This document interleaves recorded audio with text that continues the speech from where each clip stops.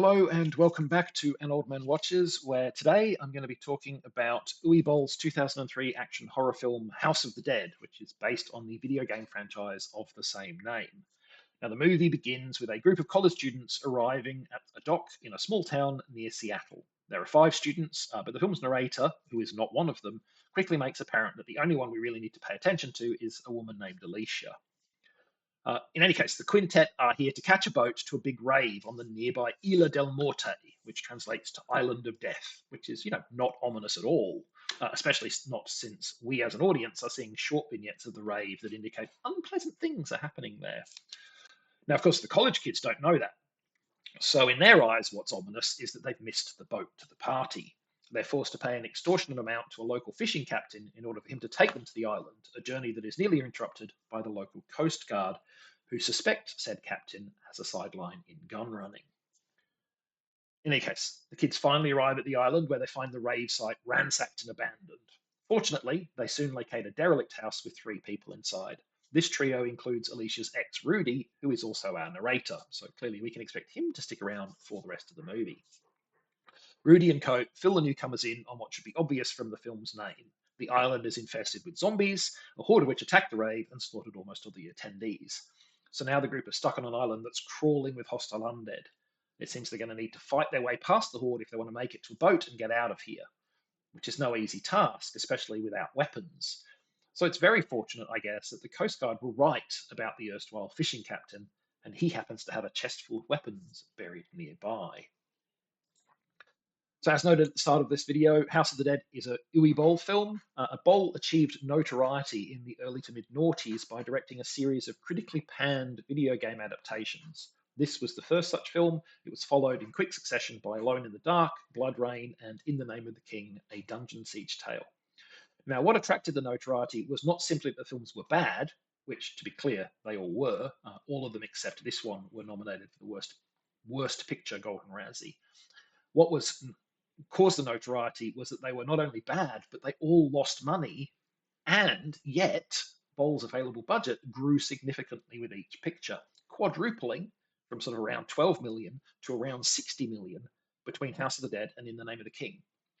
How was a guy who'd never made a successful film getting financed for $60 million to make a movie? The situation generated various conspiracy theories, chief among them that Boll was using a loophole in Germany's tax laws to both finance his films and allow his investors to write off the losses for their own financial benefit, and that he was therefore deliberately making bad movies as he didn't want them to succeed. Now, Boll always denied this, and personally, I believe him. For one thing, the German law in question didn't work in the way that that theory would require. And for another, I'm pretty sure he made bad movies not because of some cunning scheme, but for the rather more prosaic reason that he just isn't a very good filmmaker. And I feel like I speak from a position of some experience here because I've seen at least 10 Uwe Boll films. None of them have been good by any measure, but two or three have managed to be inadvertently entertaining. I did a video about one of those, Blood Rain, back in November 2022, and now I'm doing a second because make no mistake, this is a terrible film, but it's a terrible film that I adore. I've seen this movie 8 times at least, and I've watched the commentary at least twice in addition to that. So today, let me try and explain why.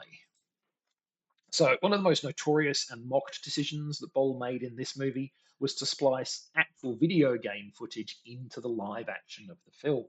So, you'll have a scene where the actors enter a tunnel, and then a few seconds of grainy 90s video game graphics of a zombie lurching toward the screen. Now, Boll's commentary on the film mentions the adverse reaction to this decision and his feeling that the response was unwarranted. In his eyes, this is a video game movie, and it's not like there's that much video game footage even being used, maybe a minute. What's the big deal? Well, probably the big deal is that this is an unusual decision, and if you do something unusual in filmmaking, it generally needs to be done with purpose.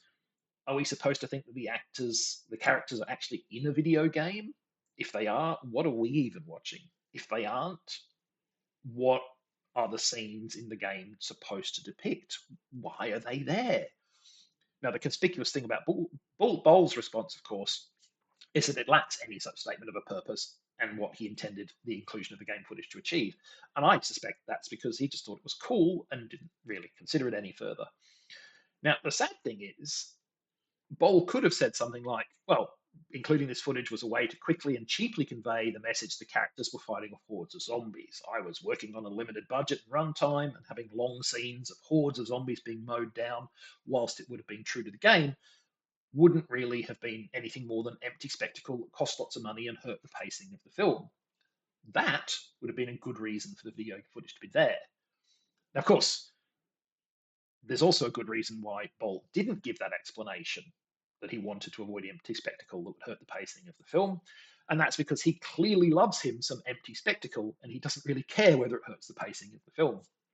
I have this pretty much from the proverbial horse's mouth, because in Bowles' commentary track for the DVD, he specifically tells us which is his favourite scene in the movie.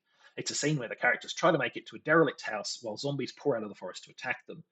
Now, we see the clearing at the start of the scene, and it's a distance of less than 50 meters or 50 yards if you're American, that should take at least, at most, 30 seconds for a group of fit, healthy adults to cross.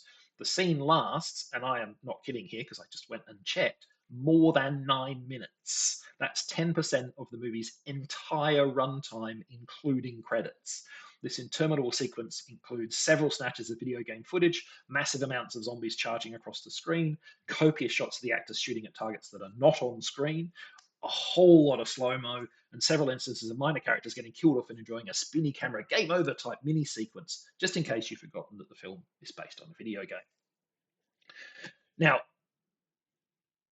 this is far from the only empty spectacle in the film, mind you, or sometimes spectacle with heavy quote marks. Bol loves an excessive explosion, for one thing, and he also loves having his zombies make prodigious leaps into the air. If only he'd been sure to always conceal the presence of the springboard that's launching them, or if he'd had the leaps actually achieve anything other than generally in having the zombies blasted straight out of the air as a result. It's all, it's all, oh, this will be cool, right? Well, yeah, not really, not without some context or reason for it happening. So this is a badly structured film, and it's not like I'd even say, but at least the actors do the best they can with the material, because honestly, several of them don't. Clint Howard does appear to be having a good time chewing the scenery in his small role, but respected German actor Jürgen Prochnow seems to be dying a little inside every time he has to grind out a line, and Ellie Cornell, who I suspect was cast at least in part because she was in Halloween 4 and 5 and therefore had horror film cred, is frankly painfully bad in her role as a Coast Guard captain. So, with all that said, why do I like this movie? Well, let me start with what might seem like a non sequitur: puppies. Puppies poop all over the place and they tend to chew all of your stuff. Neither of these is a very attractive trait, but dog people don't care. They see the little critter's unabashed enthusiasm for everything and unconditional affection for its pack, and they accept that enjoying those things sometimes means stepping in poop at 3 in the morning. This movie is my puppy. Because, yes, this movie is unabashedly terrible, but the unabashedly part is important. This is bad filmmaking, but to me, it feels like it's like that, not because the people involved didn't care about the product, because they sincerely had no idea it was bad.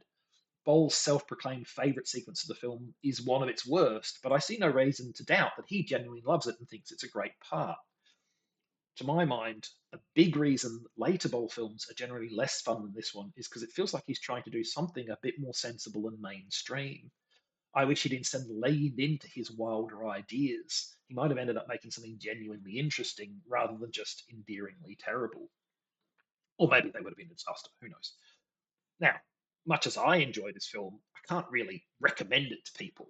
You need to have a true and abiding love of bad movies to get anything out of House of the Dead. But if a true and abiding love of bad movies does describe you, then this might just be the most fun you've had since Hawk the Slayer. And if you haven't seen Hawk the Slayer and you do like bad movies, oh my goodness, find a copy. Next time, in 1983, hype was high for the imminent arrival of the third and at that stage final Star Wars film, Return of the Jedi. Lots of people were looking to cash in with their own sci-fi adventure films, and amongst them was Columbia Pictures, which offered up Space Hunter: Adventures in the Forbidden Zone, starring Peter Strauss and a still pre-Breakfast Club Molly Ringwald. But that is next time. Until then, thanks for watching. I hope you've enjoyed it. And if you've seen House of the Dead, let me know what you thought of it.